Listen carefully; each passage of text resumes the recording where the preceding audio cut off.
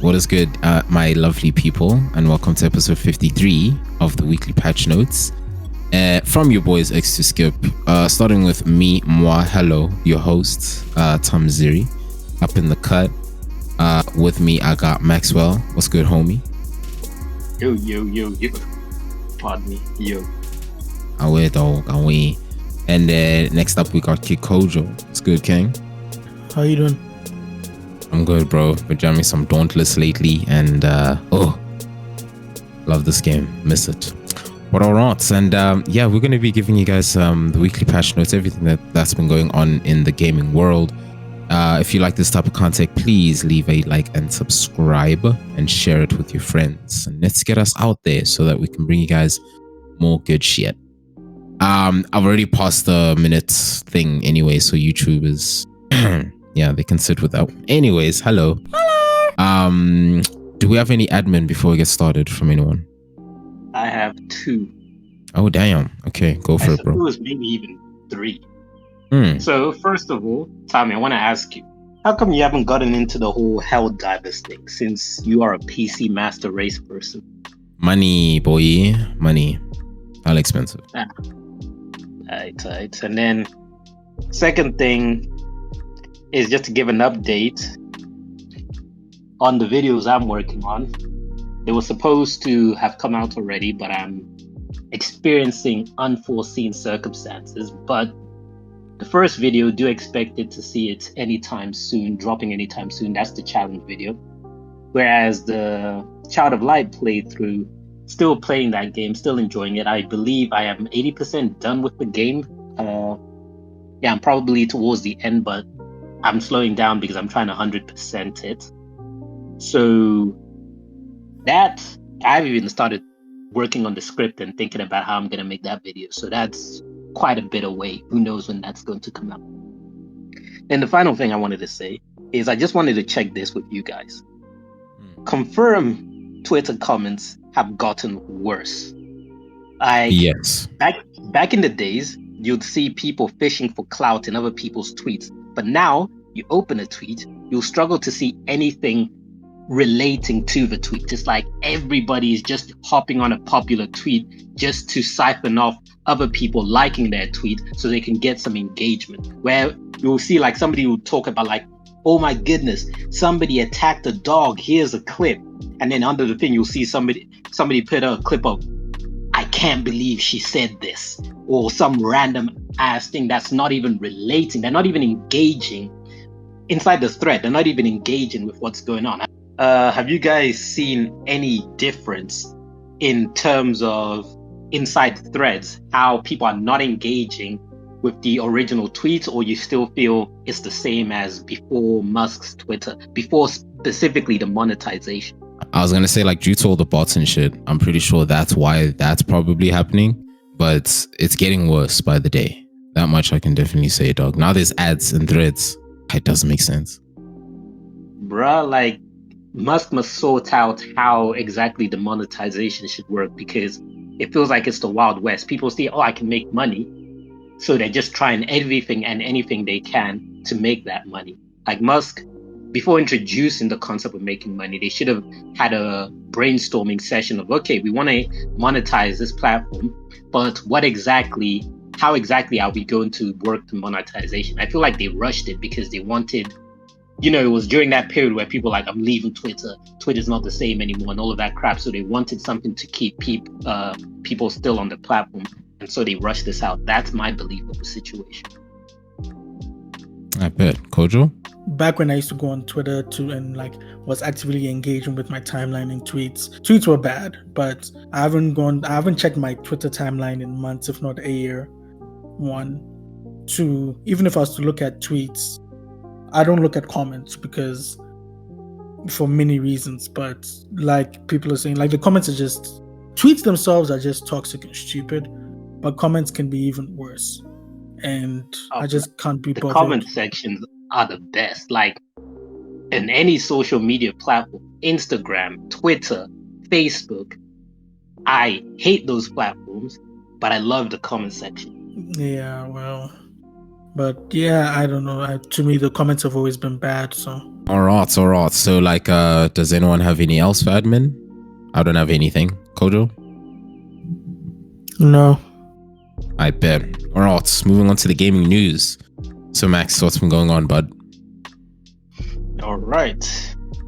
So, in a very common Nintendo L, the company is attempting to sue the creators of a Switch emulator, Yuzu, stating that the software has actively harmed the company's game sales. They cite Tears of a Kingdom, that's Zelda for those of you who don't know, being downloaded 1 million times before the game's release as an example of the emulator hurting their sales.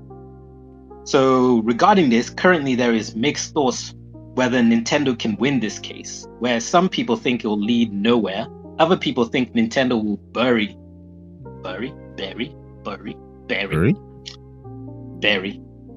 Some people think Nintendo will bury the creators in legal fees and cause them to back down. And then there are a few people who think that Nintendo is just doing it to make an example out of Yuzu, to scare other people in the future and all of that. But we shall see where this goes. Then, you guys remember Crash Team Rumble? Yes. So, on March 4, it will get its final content update, but servers will continue to be run for now, and all players will have access to a free 500 tier battle pass, including 104 new items, and season 1 through 3 battle pass content. Microtransactions will also be turned off. And if all of you all remember, something similar to this happened for Avengers and another game, I forget which one, before they shut down. So I guess this game is on its last leg. And it also brings the question about when you get a live service type game, should you jump on it even though it's mediocre, or should you just wait for the inevitable, and when it's dying, that's when you jump on it to just check it out? Although I suppose on one hand, you can jump on it when it's dying to check it out just to see what you missed out on.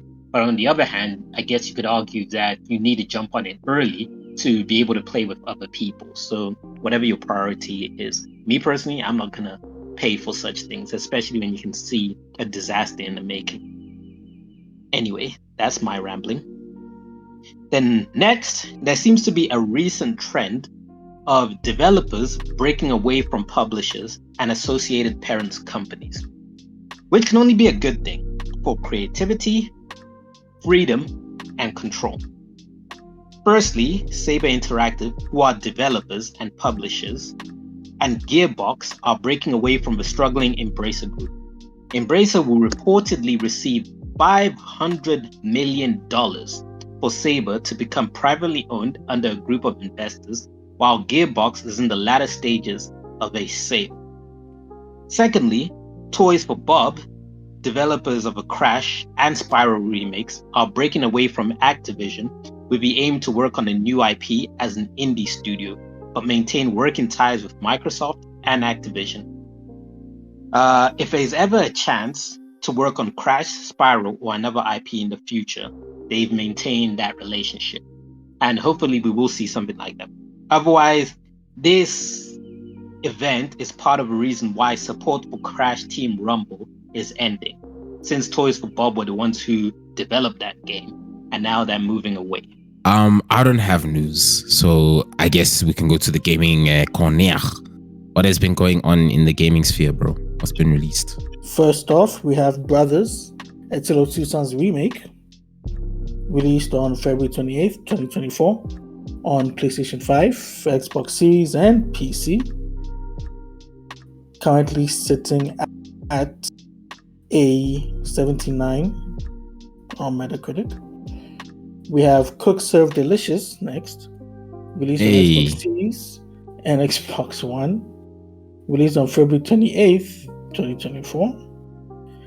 We have Star Wars Dark Force Remaster, released on PlayStation 5, Xbox Series, PlayStation 4, Xbox One, Switch, and PC, released on February 28th, 2024. Currently sitting at a 76 on Metacritic. Next up, we have Final Fantasy VII Rebirth, released on PlayStation 5 on February 29th, 2024. Currently sitting at a 92 on Metacritic.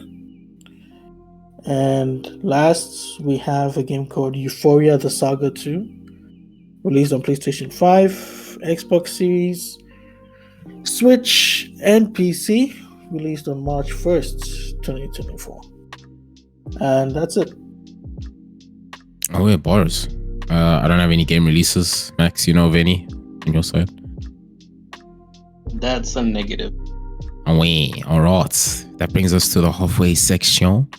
Listen, my peeps, if you're enjoying this so far, please leave a like and subscribe. That'll really make us feel nice, warm and fuzzy. Moving on to the content creation side, my stuff's pretty short because it's an update that's obviously happened so quick that, I mean, like, what the hell? Anyways, Caitlin Saragusa, aka Amouranth, aka Queen of Twitch, aka she didn't get banned again. That's not why I'm raising her. No.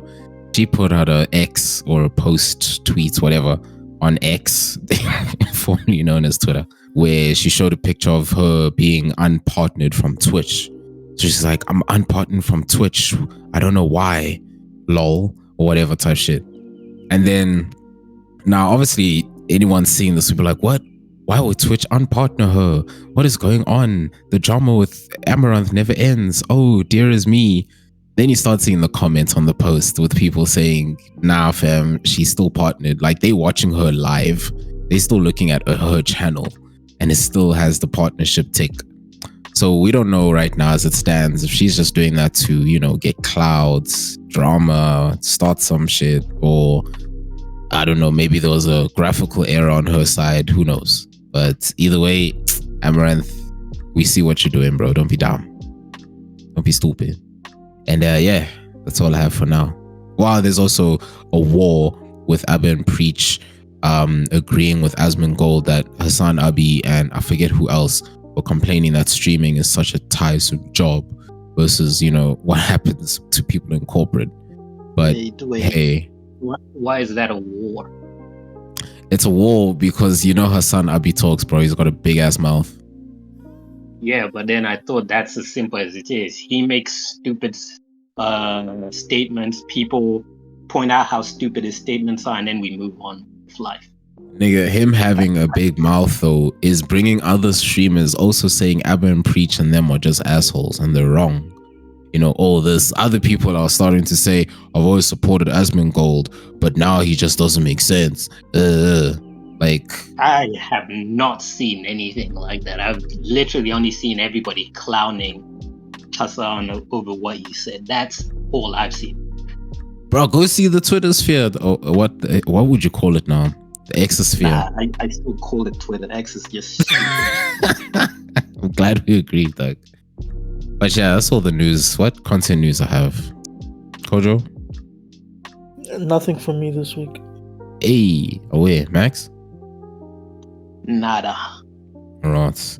And that brings us on to esports. I don't know much about esports, but what I would like to apologize to you guys about is for not telling you that this entire time the World of Warcraft MDI has been going on, and this weekend is the finals. So, well, at the point of us recording this podcast, it's the finals. And, well, the finals has already happened because I've watched it, and holy shit. This has been one of the greatest MDIs I've ever seen. For those of you who don't know what an MDI is, it's a Mythic Dungeon Invitational. Can you rephrase that so that it's just in a clean way of the finals happened and this is the result? Hell nah. It shit was lit, dog. That's what I can tell you. I don't know how else to rephrase it. Like, y'all just gonna have to go watch that shit on World of Warcraft's channel on YouTube. No, what I mean is first fun. You started off saying it's happening. Then you started off saying it's right now. Then you said, oh, it's happened. So I'm just like, pick one, man. Hell nah. I gotta keep the people on their feet, on their toes. They're like, oh shit, what? Wait, what? Oh, you know? Type shit. We're out here, bro. We gotta build that suspense and crescendo. Kojo, any esports from you, bro? No, not this week. Hey, Max, dare I ask? Yes, I do. No, I'm lying. Okay, bet. All right, that leads us to discussion. Now, I believe this time it's my turn.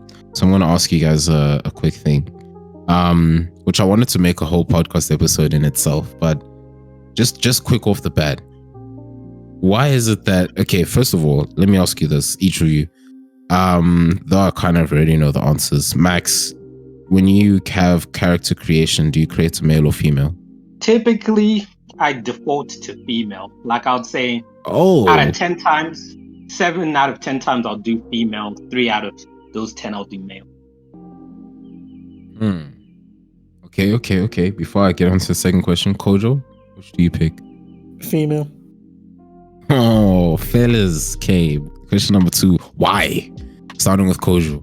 I think it got to a point, I think it was high school. I think I'd finished Skyrim. Oh. And I'm just like, I don't know what it was. I think it just hit me. I'm like, I'm playing a lot of games where I'm not a woman. Which is, okay. Not that it was weird or anything, but just like, let me just mix things up a bit. So the next game I played, which I think Saints Row, created a woman, and obviously that didn't affect the story or anything. But I just felt that this was cool, and I just continued doing it. So I bet. Oh wait, Max, your reason? 1, it's different. 2, in a simplified manner, it's if I pick a male character, there's a tendency to try and default and make the male character look myself. But if it's female, I can't make her look like me. So then I've that burden off my shoulders, and I can get as creative as I want. Okay, away. My reason is because, and obviously, I also pick female. Always, almost always. Unless I literally count like an Escape from Tarkov. But my reason is because it first started when I was introduced to Bayonetta. Now, I thought that was the person you actually had to defeat. So I was like, oh shit, you have to defeat a sexy ass, like black-haired witch. Come to find, you actually play as her, and you guys know the moves that she does. Y'all know very well. As I was just like, oh shit, okay. Since then, I do trust. I'd rather play. But yeah, I obviously choose for the wrong reasons. But anyways, moving on to the news blitz. Max, let's wrap it up, buddy. It also sounds wrong when I said not let's wrap it up. It sounds like you're putting on a condom. Nah, you didn't need to say that. Like, nobody was thinking that until you mentioned. I'll tell you the darnest. All right, yeah, let's I don't know, dude. Insert phrase for ending show. Let's put it like that. Let's sing our swan song. Conclusion. Yeah, okay, fuck it. Let's wrap it up, bro. Take us out of here. All right, so we start with talking about David Vonderhaar. I think that's how you pronounce his name. Who the fuck? Who is a former Call of Duty Black Ops developer. Chill your horses, I was going to explain. A former Call of Duty Black Ops developer who has founded a new studio and announced plans to make a new first-person co-op game. So we'll likely hear more about this in like 6 years. But to put a positive spin on it, the people who created Call of Duty first came from EA, working on, what was it, Medal of Honor? Yeah, I believe it was Medal of Honor. And then they made Call of Duty. So who knows? Maybe this guy will be the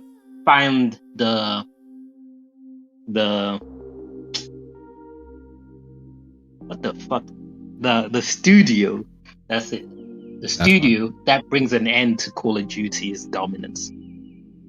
Anyway, in a short and quirky story, in Japan and across Asia, the physical discs for FF7 Rebirth were mislabeled.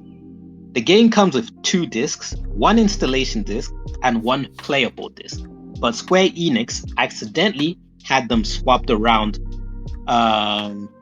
so on and so forth, and you can understand what that brought about.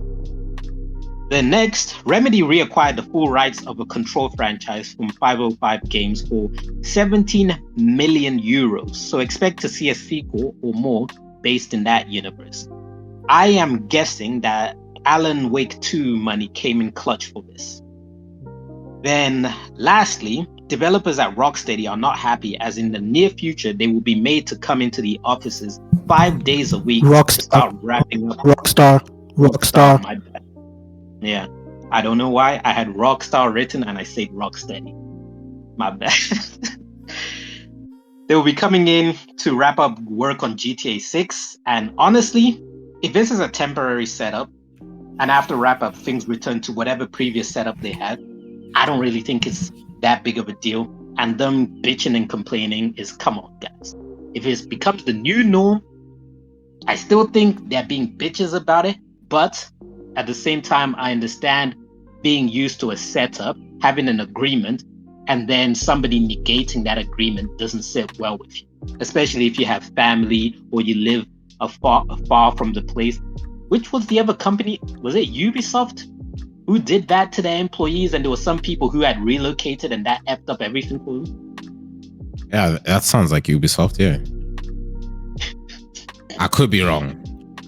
I could also be wrong. I don't remember the company, but I do remember that story where they were having their employees coming back to the offices and people were mad because some of them had sold their homes, sold their vehicles and other stuff like that because they had gotten used to working remote and they were assured that remote working was going to be the new norm. So some people relocated to different cities and then now having to go back to the office messes all of that up. So if they are Rockstar employees who are in similar situations, I can understand. Although, again, I have seen some people online arguing about, come on, guys, you're really whining about going back to the office, and I get where those people are coming from. I'm also of a similar mindset, but again, it depends on what the agreement and conditions were and what individuals have to deal with. And that's it for the news blitz. Oh, wait, bro. Kojo, any news blitzies? Let's start with disruptive games. Disruptive games helped with games like Diablo 2 Resurrected and Tony Hawk's Pro Skater 1 and 2. And they are unfortunately laying people off. Director of Game Design Sean Stahl said, and I quote, "Disruptive Games has sadly had to let go of many amazing, talented game developers. If anyone in my network has open roles in any discipline, please reach out and I will refer you to some of the most compassionate, dedicated, growth-minded individuals I've ever had the pleasure of working with. Nothing would make me happier than to connect friends and see what incredible games they can make together," end quote. So that's one studio. Next studio is Until Dawn developer Supermassive. According to Bloomberg, Supermassive is laying off around 350 people, and they put a message on Twitter where they pretty much said that, look, the game industry, it's no secret that the game industry is going through changes, and unfortunately they are going to have to go through similar changes. It's not an easy decision they've come to, and they're trying to help the employees move forward and all the people affected find their feet again. Typical stuff. Next up, so Deck Nine, who worked on Life is Strange, are also having layoffs. And this is according to Eurogamer. And Deck Nine also said on Twitter that they're laying off 20% of their staff. And, this is in accordance with the changing game industry and stuff like that. And they said they are, proud of their developers. They've helped make brilliant games, and, they've urged people to, in the industry, if they're hiring, who is hiring at this current point in time, to hire them. Next up, Star Citizen developer Cloud Imperium Games are also laying people off. This game, Star Citizen, has been in development since its Kickstarter campaign was successful. Well, it started in 2012. I remember I was in high school at the time, and I was so amazed by this whole Kickstarter thing. I'm like, oh, it's a space game where you could do whatever you want. I'm so interested. I'm an adult now. The game is still not out fully. I just want to point out that Star Citizen is a live service game. Let's just call it what it is. they're never going to release it as a full package. It'll always be something which they add things to. So you need to jump on board now or just accept it's not for you. That's how I view Star Citizen. So you're right, but there are two sets. So there is Star Citizen, which compared to GTA. So Star Citizen is like the GTA Online. And then they have Squadron 42, which is the GTA main campaign, if that makes sense. So Squadron 42 is like the main campaign. And it has it has such a star-studded cast. Off the top of my head, it has Mark Strong, Mark Hamill, Gillian, is it Gillian Anderson from X-Files? It has Commissioner Gordon from the Batman trilogy, whose name I'm forgetting. Gary Oldman, that's his name. It's such a star-studded cast. I mean, I'm like, well, with the money that they've made, I see where they go. Like, they made enough money to hire these people. They made over, last I checked, it was over what, 600 million? I think it's way past that now, or 500 million, whatever. But yeah, and then second last, we have EA. This one is off the top of my head. EA, who are laying people off, and some of the work has been affected. Maxwell reported on a Star Wars game a couple of episodes ago that was in the works, according to Insider Gaming, and that project is no longer, it's been cancelled. So a lot of people, Insider Gaming released an article called what would have been, and then they talk about what the game was going to be, and that it was looking positive because playtests were positive. So yeah, it's a shame. Sounded like an interesting game. It's a shame. And last but not least, the big one, Sony. Sony had 900 people, across many studios, across Insomniac, Naughty Dog, and a few others. They have been hit with serious layoffs. So I don't know why I thought Sony was immune to this. Not that immune, but I was like, oh, Microsoft, they saw what Microsoft did, they're not going to go down the same path, voice crack. Well, I was wrong. So they're laying off 900 people, and they've also said in fine print, because people focused on the whole laying off 900 people thing and whatever. But in fine print in the statement, they also said that they've assessed some of the games that are in development, and they are canceling some of them, which went over a lot of people's heads. A lot of people actually missed that. So yeah, those are the layoffs, unless I missed any other layoffs or I didn't add any in-depth information to anything, guys. How would I know, bro? How would I ever know? I think anything else? Did I miss anything, people? Nope. Max? Nope. Then yeah. Oh wait, thanks, broski. And then that brings us to the end of the show. And yeah, guys, thank you so much to Max and Kid Kojo. And thanks to y'all for listening. If you enjoyed the show, please give a like and subscribe. And yeah, we'll check you guys in the next episode. Stay good, stay healthy, and be dauntless. That's a good one. I had to end it on a different note. All right, peace out.